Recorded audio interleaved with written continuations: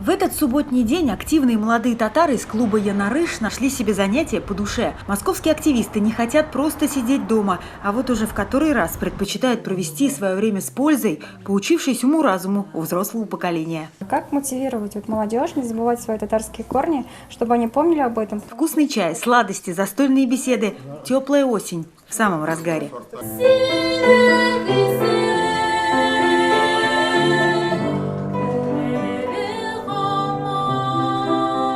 Ребят интересует многое. И как жили, как трудились, как строили семьи предыдущие поколения татар в Москве, что интересного с ними происходило. Ну и, конечно, как проводят время их гости сейчас.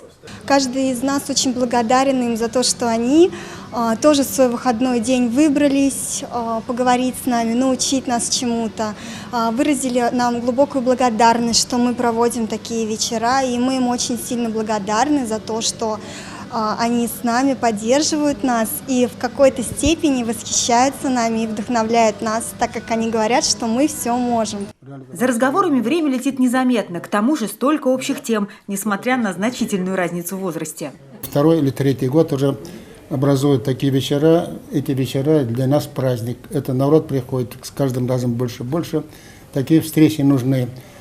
Ждем прихода молодежи вузовские, но с ними надо уметь работать, выходить с ними открыто, говорить, этот вопрос у нас еще не спаханное поле.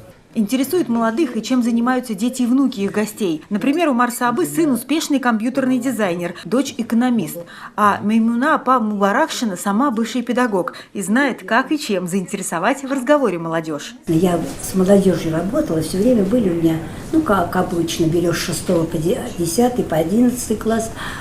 Хорошая у нас молодежь, я не скажу, целеустремленная, хотят они добиться чего-то. Все-таки молодежь, конечно, неплохая у нас. О том, как проводят свое время молодые татары в Москве, интересно и взрослым. Представители клуба «Янарыш» не скрывают, занимаются любимым делом, а потому не скучают и с удвоенной энергией учатся и работают.